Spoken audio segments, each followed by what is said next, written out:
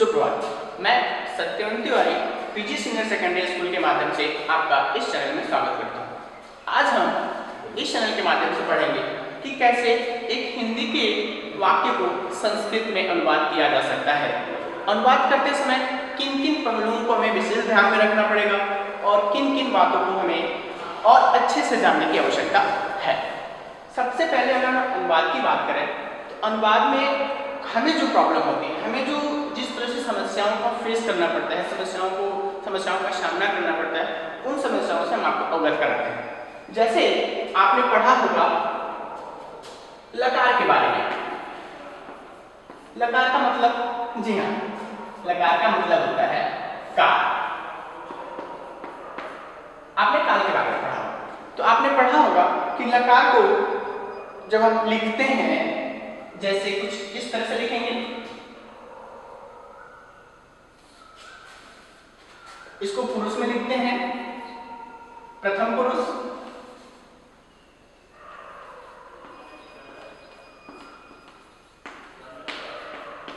मध्यम पुरुष, उत्तम पुरुष।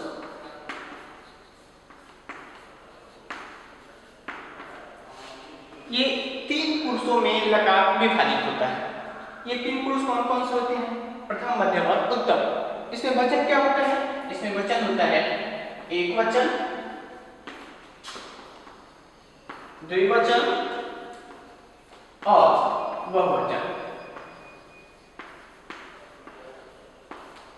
अब यहाँ पर अगला जो है वो ये है कि हर एक लकार में कुछ न कुछ प्रत्यय होते हैं। वैसे लकारों की मुख्यतः संख्या 10 होती है, लेकिन क्लास इंटरमीडिएट 12वीं कक्षा तक भी अगर आप संस्कृत पढ़ते हैं तो भी आपको सिर्फ और सिर्फ 5 लकार के बारे में ही बताया जाएगा, उससे आगे के लकार के बारे में नहीं बताया जाएगा। कुछ ऐसे लकार होते हैं जो सिर्फ वैदिक मंत्रों में ही प्रयोग किए जाते हैं, उसके बारे में हम अगली कक्षा में बात करेंगे। हाँ, मैं कह रहा था कि लकार के कुछ प्रत्यय होते हैं। अब क्या होता है कि जिस भी लकार को, जिस भी काल को हमें किसी वाक्य में दर्शाना है, वो जैसे मान लीजिए कोई एक वाक्य है, वह जाता है। अब ये किस काल का वाक्य है? तो ये सीधे सीधे वर्तमान काल का वाक्य है। तो वर्तमान काल को संस्कृत में लट लकार के नाम से जानते हैं। वर्तमान का मतलब हो गया लट और लकार का मतलब हो गया काल। यानी अब हम जो कुछ भी लिखेंगे इसमें वो वर्तमान काल की क्रिया के लिए लिखा जाएगा, न कि भूत और भविष्य के लिए। इतनी बातें तो आपको समझ में आ गई होगी। चलिए अब आगे की बात करते हैं।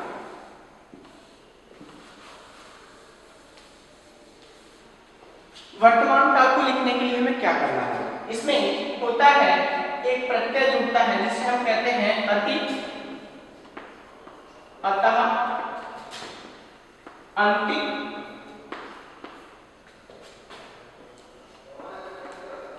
असि,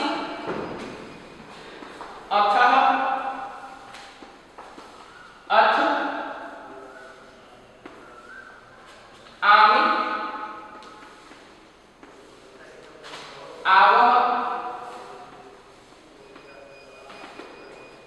और आमह। एक बात तो मैं आपको बता देना चाहता हूं, कुछ व्याकरणिक इसको ति, त, अंति, सी, थ, थ, मी, आ, आम पढ़ते हैं। लेकिन मैं आपको बताऊंगा कि ये ती की जगह अति क्यों होता है, तह की जगह अतः क्यों होता है और अंति की जगह अंत ही क्यों लिखा जाता है। अब इसका प्रयोग हमें किसी भी वर्तमान काल के वाक्य को अनुवाद करने के लिए करना पड़ेगा। अब यहाँ पर थोड़ी सी समस्या आपको और होगी कि सर आपने तो यहाँ पे 9 ऐसे प्रत्यय लिखे हैं, ये प्रत्ययों की संख्या 9 हो गई है। अब इन 9 प्रत्ययों में हम कौन कौन से प्रत्यय किस किस कर्ता के लिए प्रयोग करेंगे उसके बारे में क्या होगा। इसके बारे में आपको बता दूं, जैसे हमने यहाँ पर 3 पुरुष में क्रिया को विभाजित किया है, ऐसे ही 3 पुरुष में हम कर्ता को विभाजित करते हैं।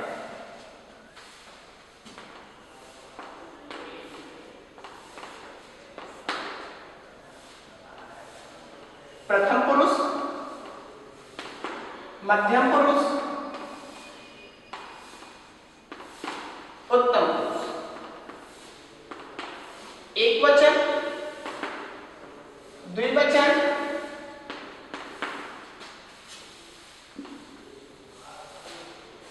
बहुवचन।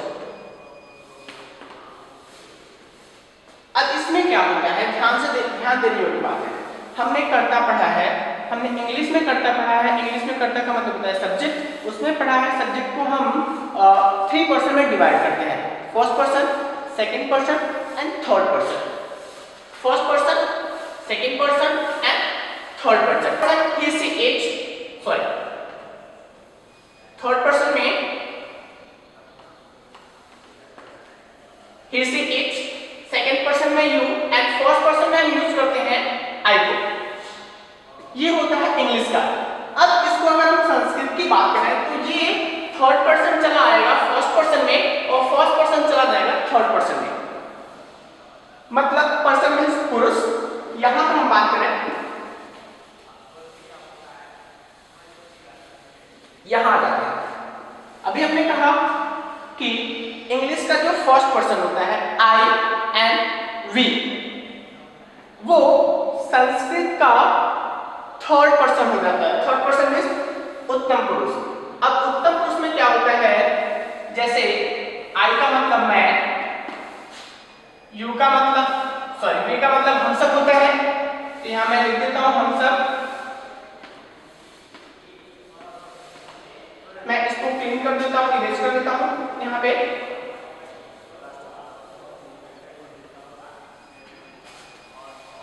और यहां संस्कृत में द्विवचन होते हैं, यानी हम सब। संस्कृत में 2 वचन होते हैं। जैसे आपने हिंदी में पढ़ा होगा एक वचन और बहुवचन, यानी जो किसी एक का बोध कराए वो एक वचन होता है, जो एक से ज्यादा का बोध कराए वो बहुवचन होता है। लेकिन संस्कृत में क्या होता है, एक वचन, द्विवचन और बहुवचन होता है। तो द्विवचन में हम लिखते हैं हम दोनों, हम दोनों। अब यहां ध्यान देने की बात है, ये तो हो गया उत्तम पुरुष की बात। मध्यम पुरुष में क्या होता है, जी हाँ, मध्यम पुरुष में जैसे आपने सेकंड पर्सन में पढ़ा था, second person is equal to you, second person is equal to you. जितने भी यू से रिलेटेड, तुमसे संबंधित, तुम वाक्य से संबंधित जितने भी वाक्य होंगे, तुम कर्ता से संबंधित, वो सारे वाक्य सिर्फ और सिर्फ मध्यम पुरुष के होंगे। जैसे तुम दोनों और तुम सब। अब इसके बाद तुम और मैं, इन दोनों के अलावा जितना भी कर्ता होता है वो सभी कर्ता प्रथम पुरुष में होता है। अब प्रथम पुरुष में कौन कौन से कर्ता होते हैं, जैसे मान लीजिए वह हो गया, वे दोनों, वे सब। अब इसके बाद किसी व्यक्ति का नाम। अब हम बात करेंगे, जैसे अभी हमने बताया था आपको कि इसमें क्या होता है, प्रथम पुरुष में वह, मतलब वह, वे दोनों, वे सब। इसमें क्या होता है कि इसके अलावा, जैसे तुमसे और मैं, इसके अलावा जितने भी हमारे कर्ता होते हैं वो सभी किस में आ जाते हैं, प्रथम पुरुष में आ जाते हैं। जैसे किसी व्यक्ति, वस्तु या फिर स्थान का नाम। जैसे राम, श्याम, सीता, गीता, गोरखपुर, कुशीनगर, उत्तर प्रदेश, भारत और भी जितने भी स्थान हैं। इसके बाद क्या होता है, यानी अगर हम सभी सब्जेक्टों की, सभी कर्ताओं की बात कर दें तो उसके बाद यानी अब इन दोनों को जोड़ा कैसे जाएगा, मैं उस स्थिति में आता हूँ। जैसे मान लीजिए इसको लिखा, इसका होता है संस्कृत शह, इसका संस्कृत होता है तो, और इसका संस्कृत होता है ते। एक बात और मैं आपको बता दूं, सह तो ते ये सिर्फ और सिर्फ पुल्लिंग कर्ता के लिए प्रयोग किया जाता है। स्त्रीलिंग कर्ता के लिए इसकी जगह पे कुछ और होता है, और नपुंसक लिंग कर्ता के लिए इसी की जगह पे कुछ और लिखा जाता है। वो क्या लिखा जाता है वो मैं आपको बता दूंगा। तुमका क्या होता है, तुम दोनों का क्या होता है, युवा, और तुम सबका क्या होता है, यूयम। तुम, युवा, यूयम। मैं के लिए क्या होता है, अहम। हम दोनों के लिए क्या होता है, आवाम, और हम सब के लिए क्या होता है, वयम। अब हम बात करते हैं कि इसको जोड़ा कैसे जाएगा। यहां पे देखिएगा, जैसे एक वाक्य है, वह पढ़ता है, वह पढ़ता है। अब इस वाक्य को अगर हमें अनुवाद करना है संस्कृत में तो क्या होगा, क्या इसमें से कोई उठा के हम रख देंगे, नहीं, ऐसा कुछ नहीं होता है। हम यहाँ पे चेक करेंगे कि वह का शब्दार्थ क्या होता है, या वह को संस्कृत में किस नाम से जानते हैं। तो इस पूरे चार्ट में, कर्ता के चार्ट में पाएंगे कि वह को संस्कृत में हम सह के नाम से जानते हैं। तो यह इसका बहुत ही सही है, इसको कोई भी गलत नहीं कह सकता है। सह तो हमने लिख दिया वह के लिए। अब बात आती है पढ़ता है को क्या लिखा जाएगा, यहाँ पे ध्यान देने योग्य बात है। सिर्फ पढ़ना अगर लिखा जाता, पढ़ना, तो क्या ये क्रिया है, नहीं। क्रिया ये किसी कार्य का बोध तो करा नहीं रही है, ये क्रिया का मूल रूप है। ध्यान से देखिएगा, पढ़ना का संस्कृत क्या होता है, पठ। पठ मीन्स होता है पढ़ना। अब ये पठ जो हुआ हमारा धातु हुआ, ये संस्कृत का धातु है, और पढ़ना हमारा ये हिंदी का धातु है। धातु किसे कहते हैं, क्रिया के मूल रूप को हम धातु कहते हैं। लेकिन जब हम उसको किसी लकार में परिवर्तित करते हैं तब वो हमारा एक वाक्य पूर्णतः क्रिया बन जाती है, पूर्णकालिक क्रिया बन जाती है। यहाँ पे देखेंगे अब इसको हम कैसे बदलते हैं, कैसे हम इसमें प्रत्ययों का प्रयोग करते हैं। इसमें पट शब्द है, हमारा मूल शब्द पट है, छ में हलंत लगा हुआ है। अब इसे हम क्या करते हैं, देखिए सह जो हमारा है, ये सह है, ये कहाँ का है, प्रथम पुरुष एक वचन का है, तो हम इसमें क्रिया कौन से लगाएंगे, ये जो हमारी प्रथम पुरुष की एक वचन की क्रिया है। मध्यम पुरुष था ये उत्तम पुरुष, तो प्रथम पुरुष का जो एक वचन है क्या लिखा हुआ है, यहाँ पे अति लिखा हुआ है। तो पठ में हम अति जोड़ेंगे। ध्यान दीजिएगा, आपने कहा था कि मैं आपको बताऊंगा कि इसको अति क्यों कहते हैं, ती क्यों नहीं कहते हैं। अब ये अ आएगा तो इस ठ के हलंत को खत्म कर देगा, ये अ आएगा तो ये ठ के हलंत को खत्म कर देगा। अब ठ के हलंत को खत्म करने का तात्पर्य क्या है, इस ठ में हलंत जो लगा वो हट जाएगा, तो हमारा शब्द बनेगा फ, ठ पूरा हो जाएगा और इसमें ती जुट जाएगा। इन तीनों को अगर हम जोड़ देंगे एक साथ तो हमारा शब्द बनेगा पठ ती। अब हम यहाँ देखेंगे कि अब हम शह के साथ हमारा ये क्रिया लिख सकते हैं, शह प ठ। अब हमारा यह वाक्य पूर्ण हुआ। इस तरह से वह पढ़ता है को हम शह पठति की तरह से अनुवाद कर सकते हैं। एक और उदाहरण, जैसे तुम देखते हो, तुम देखते हो, तुम देखते हो। अगर इसको हम अनुवाद करें संस्कृत में तो इसका सही अनुवाद क्या होगा। अब तुम की बात करें तो तुम को हम सबसे पहले हमें तुमको यहाँ पे ढूंढना पड़ेगा कि तुम किस जगह पे लिखा हुआ है। तो हमें मिलेगा कि तुम मिला है, तुम लिखा है मध्यम पुरुष एक वचन में, तो मध्यम पुरुष एक वचन में तुमको हमने लिखा है त्वम।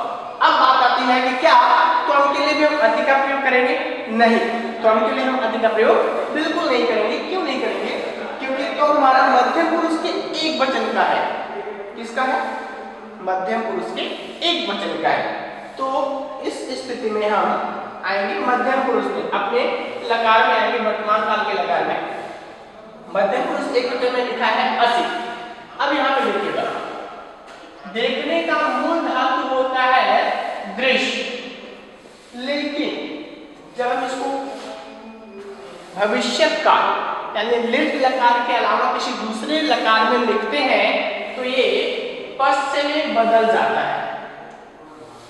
अब इसका पूर्ण रूप हो जाता है पश्च। अब यहां पे हम देखेंगे पश्च, ठीक है। पश्च में क्या लिखेंगे हम?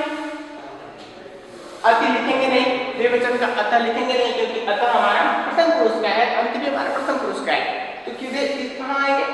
मध्यम पुरुष में, क्योंकि हमारा उत्तम कर्ता कहाँ का है? मध्यम पुरुष का है। तो हम क्रिया भी कहाँ पे लेंगे?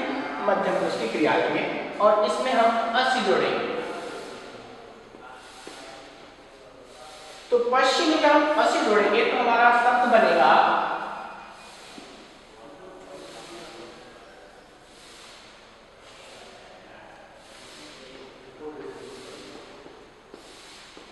पश्यस।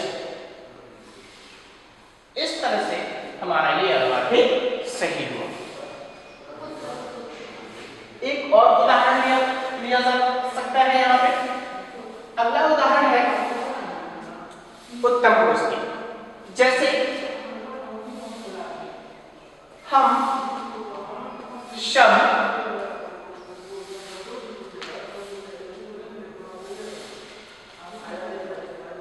बोलते हैं, हम सब बोलते हैं। बोलना एक क्रिया है, बोलना एक क्रिया है। इसका मूल रूप क्या होता है? वद। संस्कृत में बोलने का मूल धातु होता है वद। अब बात आती है हम सबका संस्कृत क्या होता है। तो हम सबका संस्कृत यहाँ पे सर्च करेंगे। प्रथम पुरुष में वह, वे दोनों, वे शब्द लिखा है। मध्यम पुरुष में तुम, तुम दोनों, तुम सब लिखा है। उत्तम पुरुष में लिखा है अहम, मैं, हम दोनों, आवाम और हम सब मिल गया। यहाँ रहा हम सबको लिखते हैं वयम। तो यहाँ हम वयम लिखेंगे, यहाँ हम वयम लिखेंगे कुछ इस तरह से। मां नहीं लिखेंगे। क्यों मां नहीं लिखेंगे? इसको हम जब संधि पढ़ाएंगे तो उस वीडियो में मैं आपको बताऊंगा कि यहाँ पे मौका प्रयोग क्यों नहीं होता है। अब वयम हो गया। अब वयम के बाद जो हमारी क्रिया है, क्रिया को हम कैसे लिखेंगे? सीधे सीधे क्रिया के उत्तम पुरुष में आएंगे। अब चूंकि वयम हमारा उत्तम पुरुष का बहुवचन का भाव है तो हम लकार के जो प्रत्यय है उसमें से भी उत्तम पुरुष के बहुवचन भाग को यहाँ पे उठाएंगे। तो बहुवचन में लिखा है आमह, तो वद और आमह करेंगे। ध्यान दीजिएगा, वद और आमह करेंगे। अब यहाँ पर आ है और द, तो द के हलंत को हटाने के लिए आ का जुड़ना आवश्यक है। आ जुड़ जाएगा तो द का हलंत ये हट जाएगा। तो वद, द में आ जुड़ जाएगा और म में विषय, और इस तरह से शब्द बनेगा, वाक्य बनेगा वयम वदामः। यह हमारा अनुवाद सही हुआ। मैं उम्मीद करता हूं कि जो कुछ भी मेरे द्वारा यहाँ आपको बताया गया है वो आपको समझ में आया होगा और आप अब इस तरह की गलतियों में नहीं पड़ेंगे कि स के साथ भी हमें अति लगाना है और तुम के साथ भी हमें अति को ही जोड़ देना है। आप इस तरह की गलतियां नहीं करेंगे। किस कर्ता के लिए कौन सी की क्रिया का प्रयोग किया गया है ये आप अच्छे से समझ गए होंगे। एक और उदाहरण मैं आपको दे दूं। हो सकता है कि उस उदाहरण से आप वंचित रह जाएं तो आप ये कह सकते हैं कि सर आपने वो उदाहरण नहीं दिया इसलिए इस तरह के वाक्य को हम अनुवाद नहीं कर पाएंगे। जैसे राम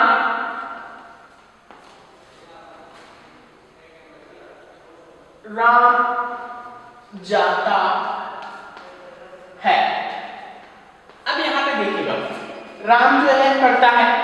अब यहाँ जो हमने कर्ता का ये चार्ट बनाया है इसमें कहीं भी राम को नहीं दर्शाया गया है, वह, तुम और मैं को दर्शाया गया है। तो तो अब राम को लिखने के लिए क्या करना पड़ेगा? तो राम को लिखने के लिए देखिएगा, हमने लिखा है किसी भी व्यक्ति, वस्तु और स्थान का नाम किसमें आता है? प्रथम पुरुष में आता है, प्रथम पुरुष में आता है। तो राम भी किस में आएगा? प्रथम पुरुष में आएगा। चूंकि राम एक वचन है, बहुत से राम तो जा नहीं रहे हैं, या दो राम तो जा नहीं रहे हैं, राम कितने जा रहे हैं? एक राम जा रहा है, तो राम को हम रामः लिखेंगे। जब मैं वचन वाली वीडियो बनाऊंगा तो उसमें मैं आपको बताऊंगा कि रामः या फिर दूसरे जो हम बहुवचन में लिखते हैं तो उसको क्या लिखते हैं। फिलहाल एक वचन में लिखने के लिए हम इसको क्या लिखते हैं? रामः लिखते हैं। अब ये रामः किस पुरुष का है? ये रामः है प्रथम पुरुष का, प्रथम पुरुष का एक वचन है, ठीक है। अब हम क्रिया क्या लगाएंगे? जी हाँ, बिल्कुल सही कहा आपने, प्रथम पुरुष का एक वचन क्रिया। प्रथम पुरुष के एक वचन में क्या लिखा हुआ है? अति लिखा हुआ है। तो क्या ये क्रिया हमारा कंप्लीट हुआ? क्या ये क्रिया हमारी पूर्ण हुई? नहीं, ये तो सिर्फ एक प्रत्यय है जो मूल धातु में लगेगा। तो मूल धातु इसका क्या है? इसका मूल धातु होता है गम। लेकिन जैसे अभी हमने दृश्य को पढ़ा कि दृश्य सिर्फ लिट लकार में, यानी भविष्य काल में वो सिर्फ दृश्य का प्रयोग होता है, बाकी किसी लकार में दृश्य का प्रयोग नहीं किया जाता, वो बदल जाता है पस में। ठीक वैसे ही ये गम भी सिर्फ लिट लकार में, यानी भविष्य काल में ये गम रह जाता है, बाकी सभी लकारों में ये गच्छ का रूप ले लेता है। तो इस तरह से हमारे यहाँ पे मूल धातु हुआ गच्छ। अब गच्छ में हम अति को लगाएंगे, तो रामः मूल शब्द हो गया है, और गच्छ में अति लगाएंगे तो हमारा शब्द बनेगा गच्छति। इस तरह से ये हमारा वाक्य पूर्ण होता है, रामः गच्छति। अब आपको इन सभी चीजों के बारे में समझ में आ गया होगा, और आप जो ये छोटी छोटी गलतियां करते थे, सब कुछ जानते हुए, लकार जानते हुए, कर्ता जानते हुए, और आप इसको बस जोड़ना नहीं आता था, तो आप इस तरह से आप अपने अनुवाद को और सही कर सकते हैं, और अच्छे से समझ सकते हैं, और अभ्यास कर सकते हैं। आप सभी का बहुत बहुत धन्यवाद।